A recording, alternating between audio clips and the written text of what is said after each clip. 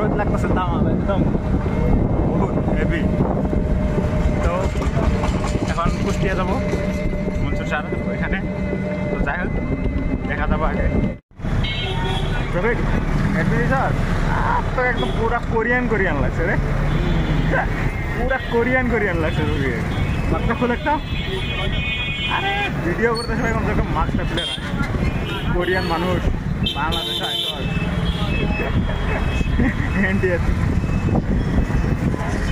কিন্তু এটাকে একটা খাতরা বস্তু। বিল্ডিং গুলোর মধ্যে সব খালি অ্যাডভার্টাইজ, এত অ্যাডভার্টাইজ, রাস্তা লুট করে দিছে, রাস্তাঘাটে খালি অ্যাডভার্টাইজ। মেলা ধরনের পলিউশন হচ্ছে, কিন্তু এই পোস্টারিং পলিউশনে বাংলাদেশের কোথায় আছে পৃথিবীর ভিতরে একমাত্র পোস্টারিং পলিউশন। রাস্তাঘাট নাই, সব খালি খালি ব্যানার, একটা ব্যানার ছাড়া বিল্ডিং নাই, কি নাই, কোনো কিচ্ছু নাই। দেখো রাস্তা পোস্টারিং, আগে পাশে সামনে ডাইনে আকাশ নিচে সব খালি খালি পোস্টারিং, একটা পোস্টারিং ছাড়া পাওয়া না। তো ফাইনালি আমরা পাইলাম লালন শাহর মাজারে এখানে। তো চ আগেই দেখি আগে ভিতরে কি পরিবেশ কি তখন। তো ভালোই আছে জায়গা, সুন্দর পরিবেশ, ভালো লাগছে না? মানে জায়গাগুলো যে গাছ টাছ আছে মানে সুন্দর করে রাখছে এরকম। তো লালন শাহ কারা ছিল জানো? লালন শাহ সিঙ্গার এটা কি কয়, এই যে বাউল গানের রাজা সম্রাট বলে কোয়া হয়। মনের মানুষ, প্রসেনজিতের মনের মানুষ সিনেমা দেখছো না?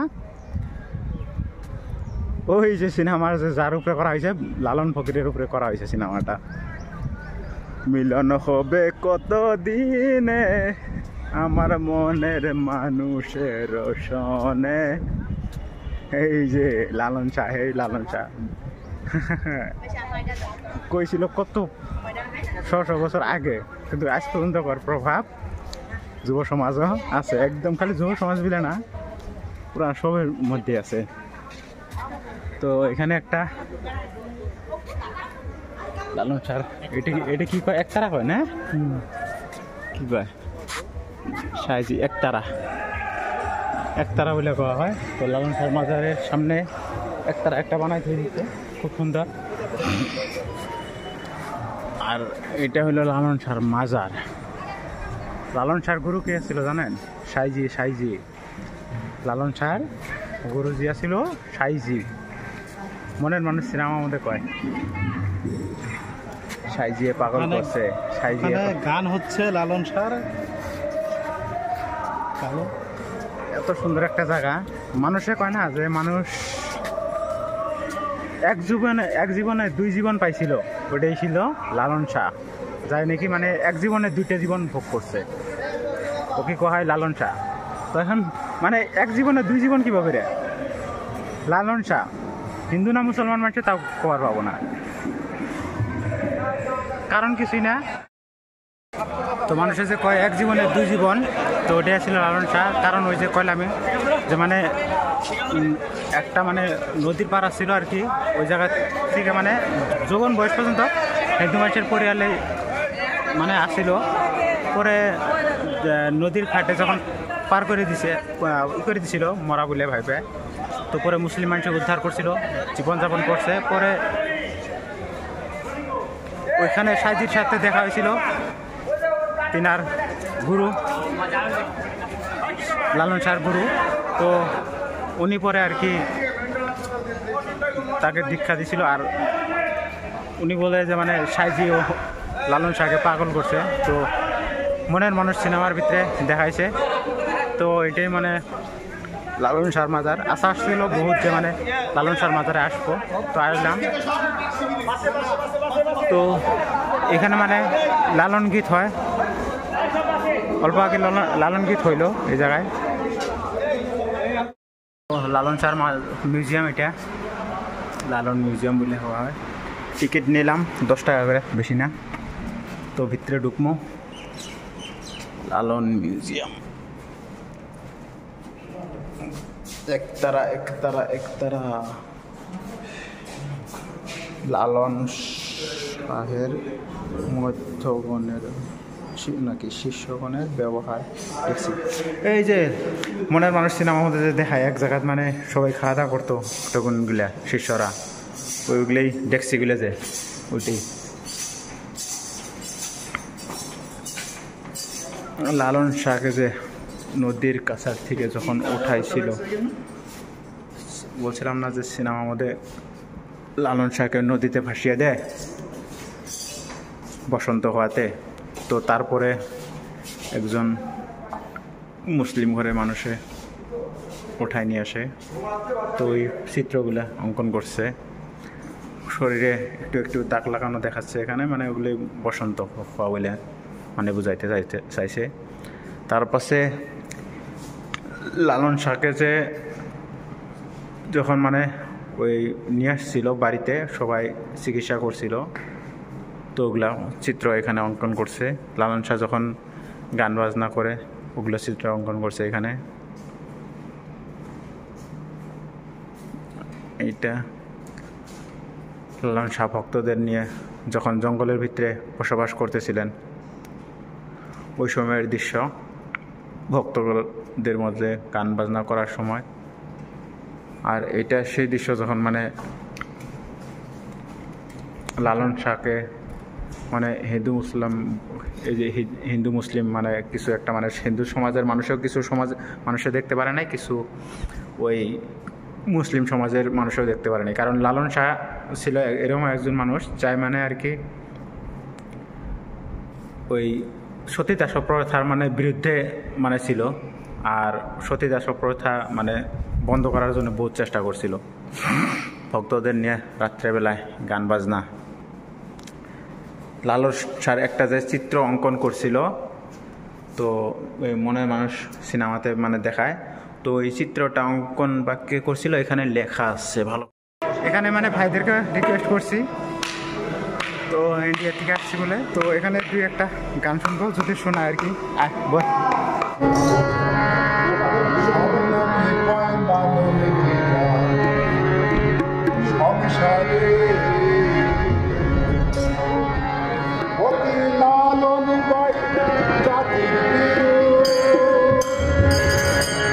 দেখলাম না তুই নজরে সব লোক কয় সংসারে, সব লোক কয় সংসারে।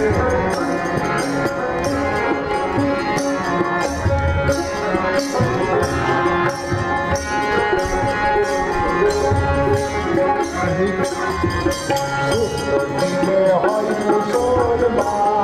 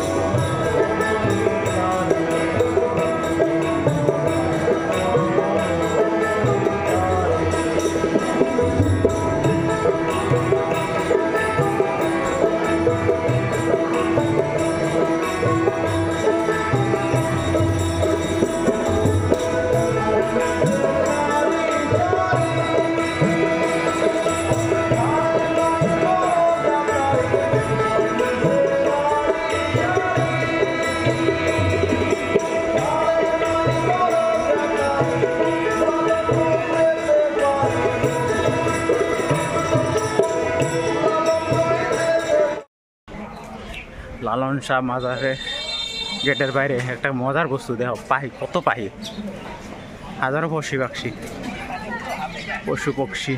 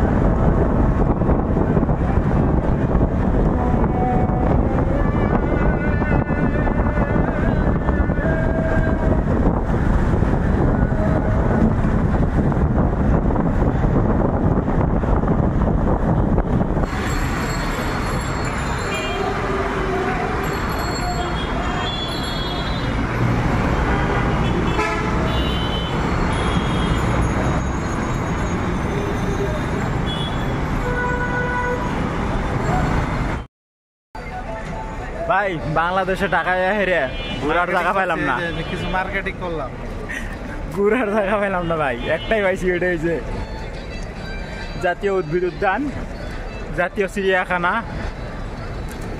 বাংলাদেশে এটাই পাইলাম, অল্প মোটামুটি ফ্রি জায়গা আছে। আর সব এত পপুলেশন রে ভাই। এই মোস্তফা, জাহিদুল ভাই, কই আছো তোমরা? কই আছো মোস্তফা? এই বাংলাদেশে আবার আইস না রে ভাই, জি অবস্থা রে ভাই, খুবই খারাপ অবস্থা। এত মানুষ, মানুষের খেলায় মানুষ খায় ভাই, তোরা আইস না। মৌমাছির চাকে যেরকম বাড়ি দিলে আর কি উড়ে বেড়ায়, ওই রকম মানুষ, এত মানুষ ভাই। আইস না তোরা, আইস না, একদম অনুরোধ করি আইস না। মরবি, মাথা বিষ হয়ে যাও একদম, এত কষ্ট আর এত গরম। এই জায়গাটাকে আইসি জাতীয় চিড়িয়াখানা, জাতীয় উদ্ভিদ উদ্যান, মিরপুর, ঢাকা। তো এটাকে অল্প বেড়ামু দেখি। এটাকে থেকে আর কোনো কথা নাই, ডাইরেক্ট শেরপুর, শেরপুরের থেকে ডাইরেক্ট মেঘালয়, মেঘালয় থেকে ডাকি, ওইখান থেকে ডাইরেক্ট একদম বাইতে। আর কোনো কথা নাই, এই বাংলাদেশ আর ঘুরুম না ভাই, এই জায়গা থেকে ডাইরেক্ট শেরপুর যামগা। কি ভাই কিছু বলবা? এই যে কিছু বলবা? বার্গার, এই যে বার্গার বললাম ছোট ভাই কিছুই বানাতি এখন তো স্ট্রিট কাটি ভিতরে যাই দেখি। এই ছবিগুল বাংলাদেশ আবার না বাদাই মারতে দেখবার আয়ের না মরবেন শালা।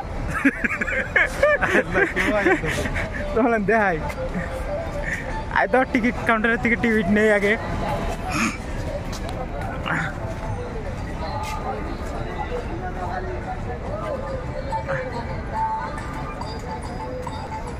National botanical garden Mirpur. National zoo. এরে বাবারে, টিকিট কাউন্টারের জন্য না 12 বাজে দিব এত। এই দেখ হিরো, হিরো আলমের গান লাগাই দিছে। রবিক শুনছ হিরো আলমের গান? শোনা যায় কি? চলছে হিরো আলমের গান। তো 8টা 20 দেখাবে। টিকিট কয়টি আরে? চিড়িয়াখানা নে নে টিকিট নে, কো মানুষ না এটাই তাই টিকিট কই দিয়ে নিমু? এই যে কাউন্টারে। আমরা আরো এটা কি তালাশ করতে আছি।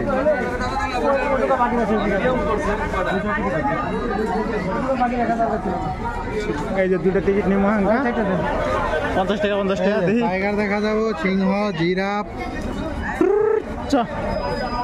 ভাই ভিডিও করা যাবো তো না? না অসুবিধা হবে?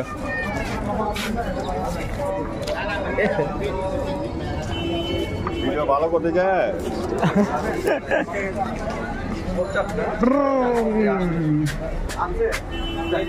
এন্ট্রি তো কুম্ভের যাবি, কুম্ভের কি কুম্ভের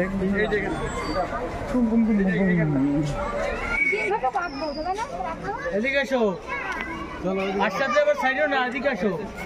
আরামে খেয়ে খেয়াল হয়ে গেছে। যে কথা কয় না কে তো এগুলোর যে খাওয়া খাওয়া না খেতে খেতে পেরে মরে যাচ্ছে, সেখানে মাঝে মাঝে দেখেন খবরে দেখায় এই চিড়িয়াখানার খাদ্য খাবার জন্য এখানে পশু পাখিরা কি কষ্ট দিতেছে।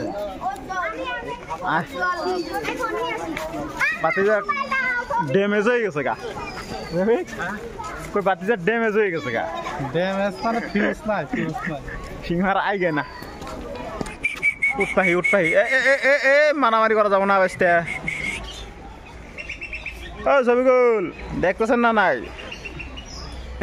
ভালো করে দেখো জাহিদুল ভাই এই যে এলেই দেখা না পাইলে আরে তার বেশি আর কিছু দেখাবো না বাতিজা কিছু কবানি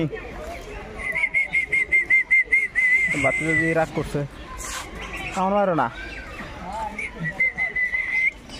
কাউনারও বাতিজা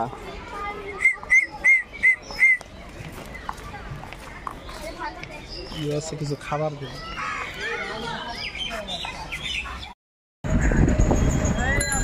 তো ঢাকা সিটির মধ্যে ভিড় তো ফ্রি একটা মজার বস্তু কি জানা তো রিক্সা আছি কিন্তু মজার বস্তুটা রিক্সা না মজার বস্তুটা হইলো যে এটাকে জওয়ান সিনেমা লাগাইছে জওয়ান সিনেমা চলতেছে তা বলে আবার হিন্দি পুরো হিন্দিতে চলছে তো ঢাকা তো চলতে হবে না আর রে এটাকে একদম মানে হিন্দির মাথা করা মানুষ দেখলাম কিন্তু সিনেমা চলছে বলে হিন্দি আর মামা কইলো এই যে মামা হিন্দি বুঝে তো না বলছি হিন্দি বুঝে তো না মামা বুঝে না তো মামা বললো বহুত মানুষ বুঝে হ্যাঁ ভিড় দেখছেন মানুষের মানুষ নামই ঢাকা শহর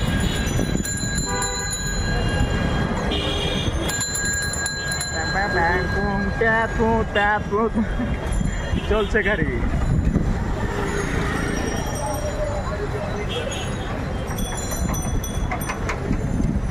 আপনার ঘর কোথায় করলেন আমার হ্যাঁ আমি সামনে থাকি সামনে করে যাবো এখানে থাকেন হ্যাঁ আচ্ছা আমার এখানেই থাকে লোকেল পাওয়ার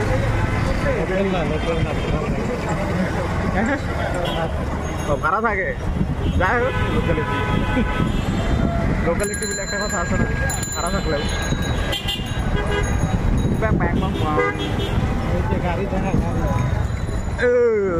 গাড়ি দেখছো ভাড়া গাড়ি ট্যাং ট্যাং ট্যাং ট্যাং পার খালি বলে এপার ওপার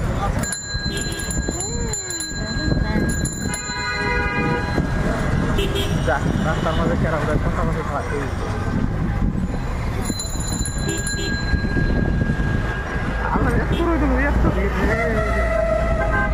ওয়ার্ল্ডের একদম সবথেকে বেশি ভিড় থাকা